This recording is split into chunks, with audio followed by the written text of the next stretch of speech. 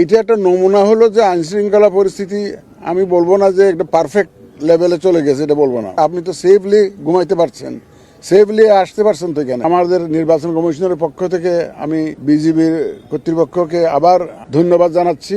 এই প্রশিক্ষণ আমাদের নির্বাচনে বিশালভাবে একটা আমি বলবো যে প্রভাব ফেলবে এবং আইন শৃঙ্খলা রক্ষায় এটার একটা বিশাল প্রভাব থাকবে।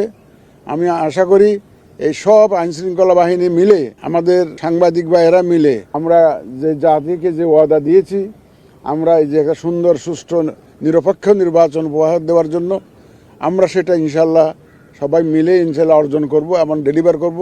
এটা একটা নমুনা হলো যে আইন শৃঙ্খলা পরিস্থিতি আমি বলবো না যে একটা পারফেক্ট লেভেলে চলে গেছে, এটা বলবো না। বাট আপনারা 5ই আগস্ট 24-এ দেখেছেন কি অবস্থা ছিল, আর এখনকার অবস্থা দেখেন তুলনা করে। আপনি তো সেফলি ঘুমাইতে পারছেন, সেফলি আসতে পারছেন তো এখানে, পথে তো কোনো অসুবিধা আপনার হয় নাই।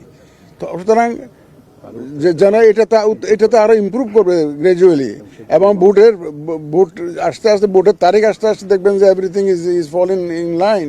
এবং আপনারা দেখবেন যে সব কেন্দ্রে আর্মি দাবি করছে এরকম। দেখেন পুলিশ আমরা ধরেন 2জন পুলিশ দিতে পারি, 3জন আনসার দিতে পারি, আর্মি 1জন 2জন এরকম দেওয়া যায় না।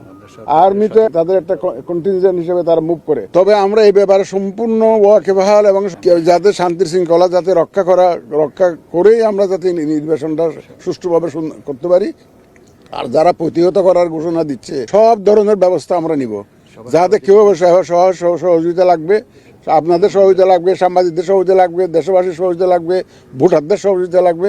সুতরাং সবাই মিলে এই ধরনের সিচুয়েশন, অনাকাঙ্ক্ষিত সিচুয়েশন আমরা প্রতিহত করব এবং ইনশাআল্লাহ অনাকাঙ্ক্ষিত সিচুয়েশন হবে না। মানুষ তো সবাই বুঝতেছে যে এটা সুন্দর, সবাই তো সুন্দর নির্বাচন চায়। রাজনৈতিক দলগুলো ওয়াদা দিয়েছে তো জাতির কাছে, সব যে তারাও তো সুন্দর নির্বাচন চায়। সুতরাং সবাই সহযোগিতা নিয়ে আমরা ইনশাল্লাহ একটা সুন্দর নির্বাচনটা আমরা সফল কাম হবো, এই বিশ্বাস আমাদের আছে।